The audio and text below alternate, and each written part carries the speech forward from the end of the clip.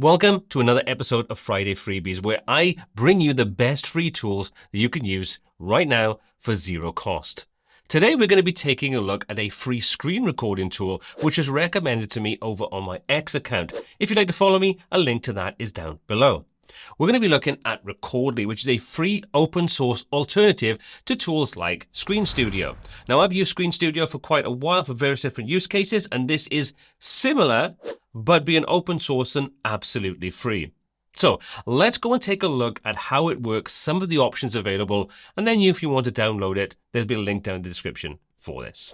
So simply head over to the website, choose what you want to download, whether it's macOS, Windows, or Linux. There's a couple of versions when it comes to Mac, so you can deal with the Apple Silicon or Intel.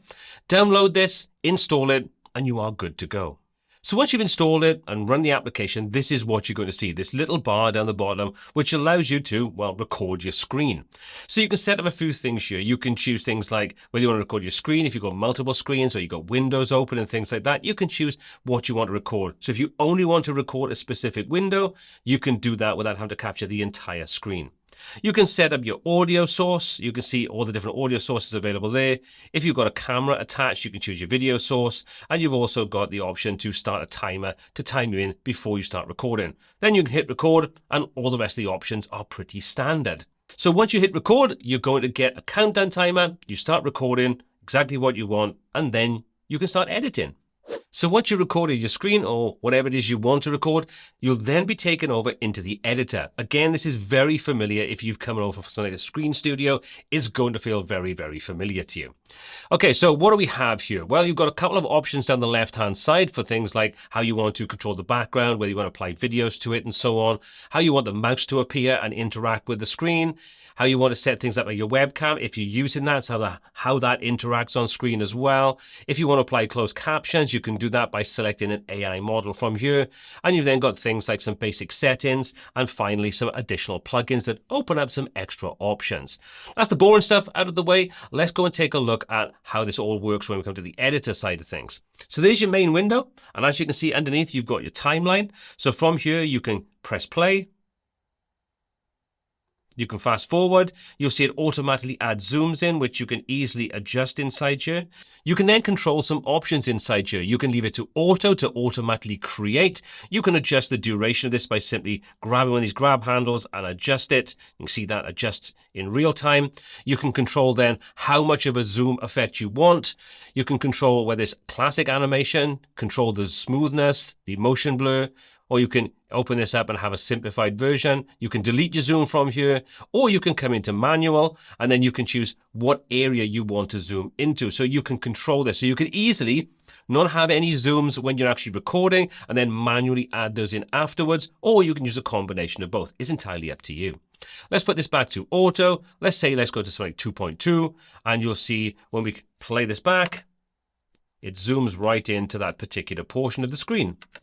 And then you've got your basic options inside just if you want to shorten this and so on, or you want to cut it, you can do that from here. You've got the option for suggest zooms from cursor. You can add additional layers for annotations and audio inside here. And then when you're ready, you can export this and you can choose a range of different export options, including the resolution, whether you want to export this as an MP4 or a GIF or GIF, depending upon where you come from. And you've got some options inside there. You can choose how fast the encoding is, quality, frames per second, and how you want to render this out. So all the options are super simple there. If you want to save this, you want to open your projects up, you can do all of that.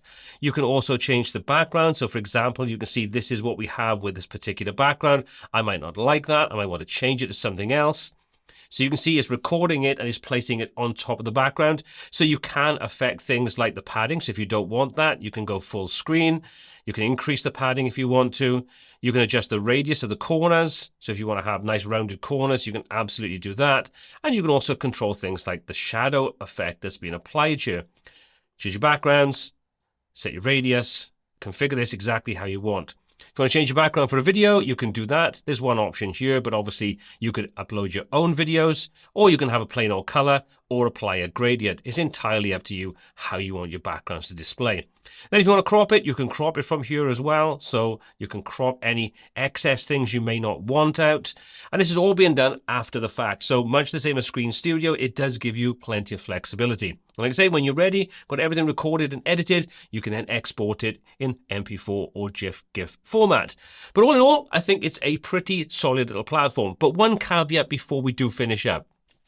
I've found in my experience, this can be a little bit finicky. For me, sometimes it would record the audio, sometimes it wouldn't record the audio. You can't flip the webcam around. So for example, if you're recording, it records in a mirror version, so everything is backwards and the opposite way around.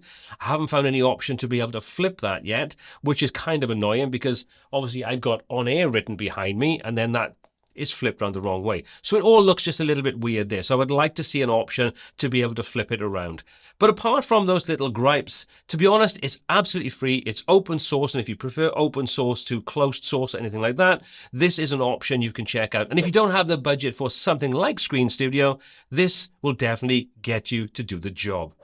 As always, all applicable links for this are in the description down below. My name is Paul C. This is WPTuts. And until next time, take care.